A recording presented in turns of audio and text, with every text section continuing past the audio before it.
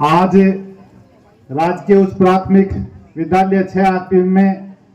इस वार्षिकोत्सव कार्यक्रम में मंचासीन इस क्षेत्र के लोकप्रिय विधायक भाई अमित चाचान साहब, आपकी ग्राम पंचायत के बहुत ही अनुभवी सरपंच आदरणीय लक्ष्मण जी सागला साहब, मंचासीन इस क्षेत्र के तमाम बुजुर्गों, नौजवान साथियों,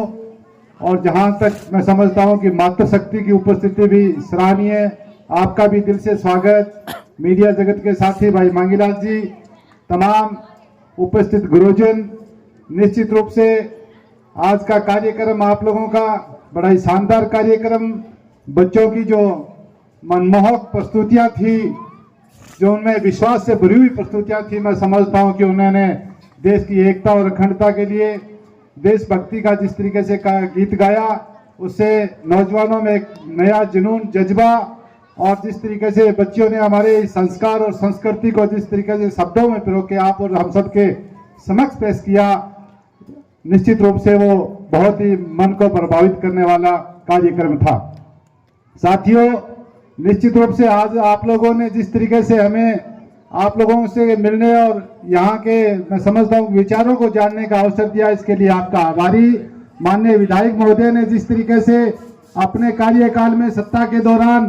पल्लू से लेके खुइया, राशिमपुरा और नौर से लेके फेफाना तक शिक्षा के क्षेत्र में जिस तरीके के काम किए, उदाहरण पेश किए, वो अपने आप में एक बेहतरीन उदाहरण है। और हमेशा इस गांव के लिए, इस क्षेत्र के लिए अपने विकास का जो है मापदंड आप लोगों के समक्ष रखते रहेंगे। भाई मांगीलाल जी भी आप लोगों के लिए समय समय पे जिस तरीके से इस विद्यालय विकास के लिए जो मांगने का काम करते हैं, चाहे वो जिला परिषद से लेके आए हो, पंचायत राज के अन्य विभागों से, या विधायक जी के से, मैं समझता हूँ कि पूर्व में जो कमरे का निर्माण भी करवाया, और आज आप लोगों ने जिस भावनाओं के साथ यहाँ मांग रखा, तो विधायक जी की दरियादिली हमेशा आप लोगों के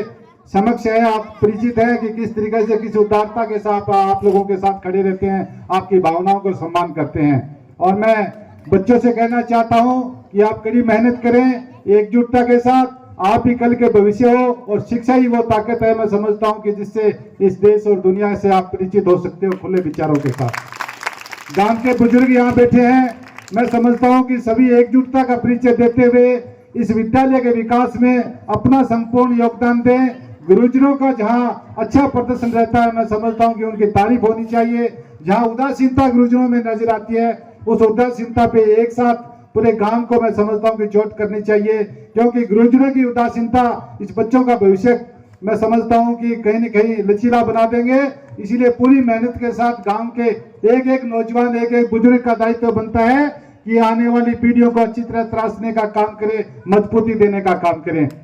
तो साथियों, आप सबका बहुत बहुत धन्यवाद। और प्यारी बच्ची पुष्पा जिस तरीके से मंच का संचालन कर रही है, इनके शब्दों में जितना गहराई है, गंभीरता है, स्पष्टता है, मैं समझता हूँ कि ऐसे नौजवान बच्चों के कंधों पे हाथ रखे और हौसला देने का काम करना चाहिए। बहुत बहुत धन्यवाद, बहुत बहुत।